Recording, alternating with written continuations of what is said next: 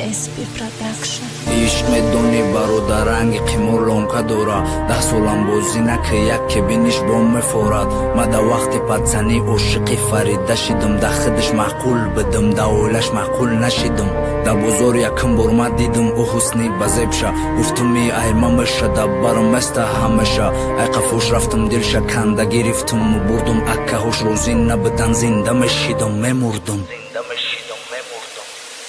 کمبغل فقیر بدم اویلشون روزی نشیدن با گفتن تو ازبکی دخیدشون لویق ندیدن مادر ما گفتن کمپیر پوچنی کربت درست که مولو ملک نداری بره زندگی تسوس که خودش هر روز زنگ زده گیریم میکرد برد بگردم ناموسی مردیم نمو سرمخم کنم ما مردم بقه رفتم زن یفتم یک توی کلون نکردم دا پیشی دوست و دشمن همه را حیران مکردم نمیدونم من چرا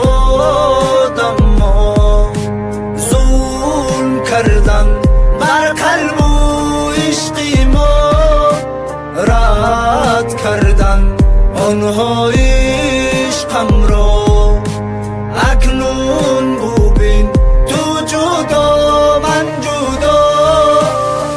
ای من خیلی سال گذشت صاحبی 4 فرزند ما او را دیگر ندیدم خدمه ای پیشش کندم نه که تو حال عمره اینک دست راغ میکنه صدای شیرینی او دل ما پری داغ میکنه عشقی اول ابدی میگن ایروست بدای برای زن گرفتم فریده دمه ماست بدای اگر هوای نمیشید من برکس توی نمیکردم در روی بخت نوا ده خدم اوی نمیکردم شکری خدا خوشبختم 4 فرزندی سالم دارم خانه و در ما ساختم ده حولی من ماشین دارم نه که عشقی فریده در دلم تو حالو هستی فریده جان نگاه که جان جانیت نشکستی اینک ده زنگ میزنه یگون دلی بد نداریم نقلی جوانی کرده کورو را به یاد میاریم دلم نمیشه بگم زنگ نزمه اویله دارم پدری 4 فرزندم دیگه ده چی در کارم نمیدانم من چرا